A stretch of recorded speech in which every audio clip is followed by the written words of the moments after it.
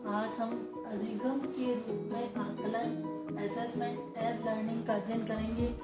हम इससे पहले असेसमेंट फॉर लर्निंग और असेसमेंट ऑफ लर्निंग का अध्ययन कर चुके हैं। असेसमेंट एज लर्निंग में छात्र की रुचि, प्रदर्शन, सहभागिता एवं अनुश्रवण द्वारा आकलन का कार्य किया जाता है तथा शिक्षण अधिगम प्रक्रिया में आवश्यकता अनुसार परिवर्तन किया जाता है। असेसमेंट एज लर्निंग में टीचर छात्र को कोई भी प्रोजेक्ट वर्क दे देता है, कोई एक्टिविटी दे देता है या कुछ भी गृह क्लास में कार्य करने को दे देता है, ड्राइंग बनाने को दे देता है या उसे पहाड़ा, गुणा, भाग आदि कुछ याद करने को दे देता है या बड़े क्वेश्चन याद करने को दे देता है।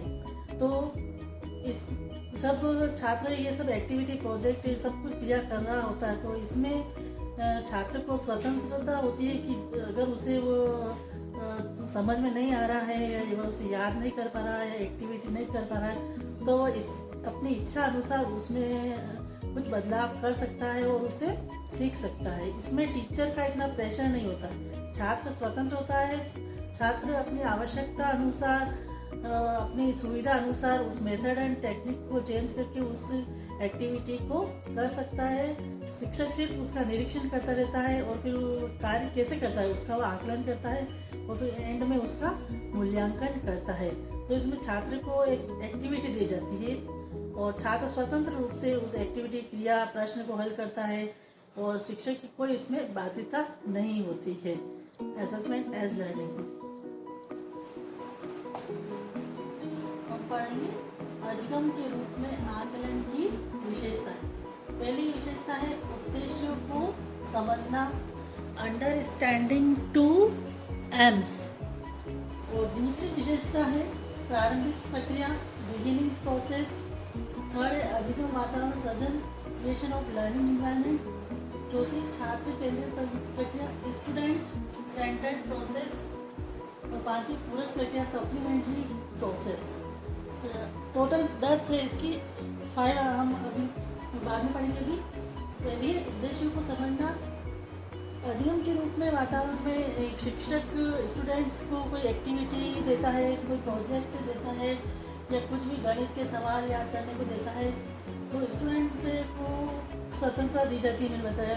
तो इससे क्या होता है कि स्टूडेंट उस क्रिया को करने के उद्देश्य को समझता है कि मेरे को अगर ये साइंस का प्रोजेक्ट बनवाया जा रहा है तो क्यों बनवाया जा रहा है, मुझे पहाड़ याद करने को दिए जा रहे हैं तो क्यों याद करवाए जा रहे हैं, इसका पीछे उद्देश्य क्या है, टीचर मेरे में क्या डेवलपमेंट करना चाहता है या जो मैं पढ़ा रहा हूँ ये मेरे आगे क्या काम में आएगा, इससे मुझे नॉलेज प्राप्त होगी या मुझे कोई अंडरस्टैंडिंग होगा, कुछ बोध होगा या मैं कुछ इस जो पढ़ाए ज्ञान का उपयोग मैं कहाँ कर सकूँगा और इसका पीछे उसकी क्या उद्देश्य है, उसमें क्या पॉजिटिव एटीट्यूड होगा।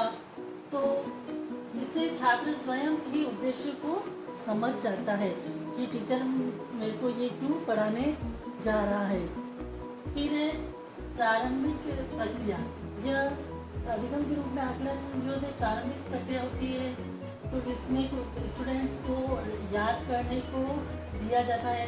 जब भी उसे याद करने को दिया जाता है तो उद्देश्य को तो वो समझते ही है, फिर उसको वो देखता है कि वो उस जो सामग्री उसे दी जा रही है उसमें उसे क्या कठिनाई लगेगी, वो उसको कैसे सॉल्व कर सकेगा। गणित के सवाल दिया है तो हाँ इसमें मुझे ये कठिनाई लगेगी, ये मैं इसमें किसकी सहायता ले सकता हूँ या मैं कैसे कर सकता हूँ। तो ये एक प्रारंभिक प्रक्रिया होती है।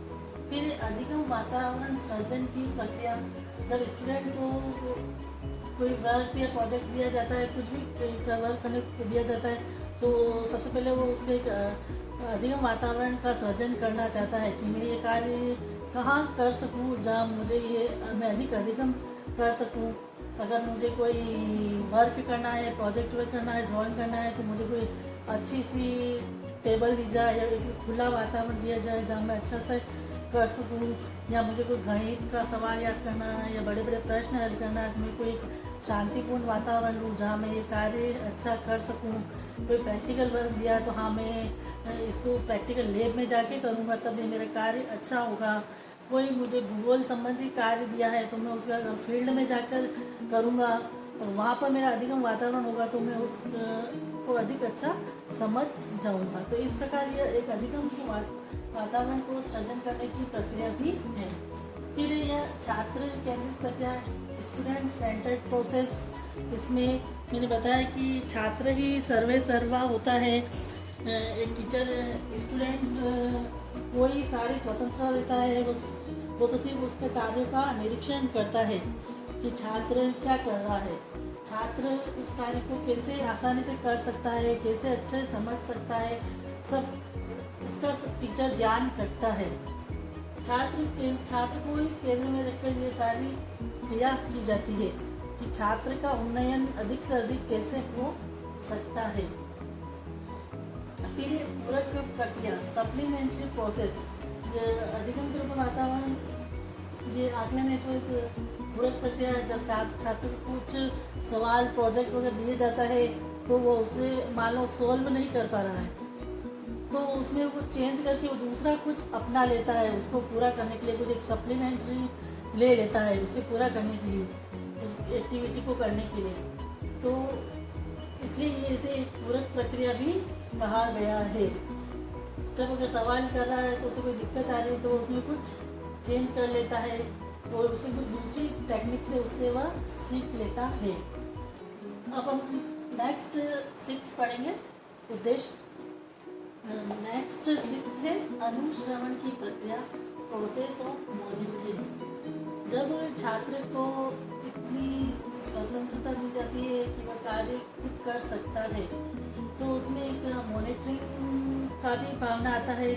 वह उसे अगर कुछ समझ में नहीं आ रहा है तो वो उसे खुद ही मॉनिटर कर लेता है, मतलब उसमें खुद ही वह बदलाव कर लेता है उस कार्यकलाप में, उस एक्टिविटी में जो उसे क्रिया दी गई है। तो यह एक प्रोसेस ऑफ मॉनिटरिंग प्रक्रिया भी कहलाती है क्योंकि छात्र खुद ही उसमें मॉनिटरिंग कर लेता है कि कैसे अधिक से अधिक लर्न कर सके।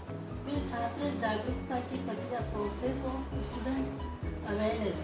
इसमें खुद छात्र ही जागरूक होते हैं क्योंकि जब सारा कार्यकलाप एक छात्र के ऊपर ही डाल दिया जाता है कि आप स्वयं ही इसे करके सीखें, लर्निंग बाय डूइंग, तो इसमें छात्र को जागरूकता की भावना आती है।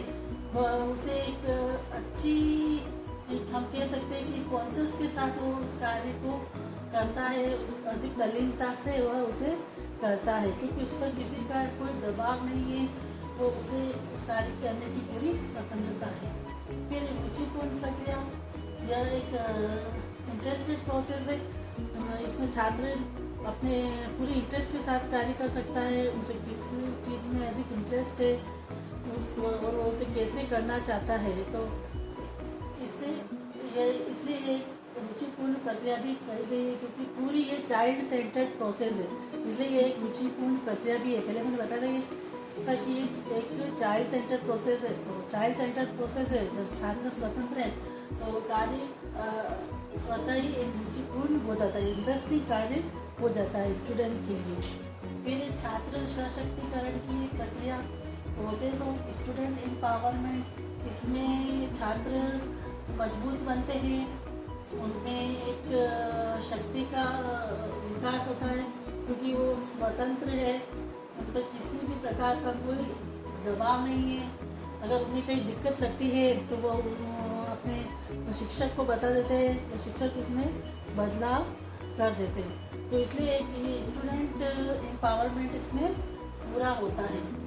फिर प्रभावी अधिगम की प्रक्रिया, जब पूरा ही कार्य छात्र को ध्यान में रखकर किया जा रहा है, पूरी लर्निंग प्रोसेस एक स्टूडेंट को ही सेंटर करके पढ़ाया जा रहा है, तो वो निश्चय ही एक इफेक्टिव लर्निंग प्रोग्राम होता है क्योंकि छात्र स्वतंत्र है, छात्र को अपने सिलेबस या अपने कार्य के प्रति भी स्वतंत्र है, कार्य करने की टेक्निक पे भी वह स्वतंत्र है।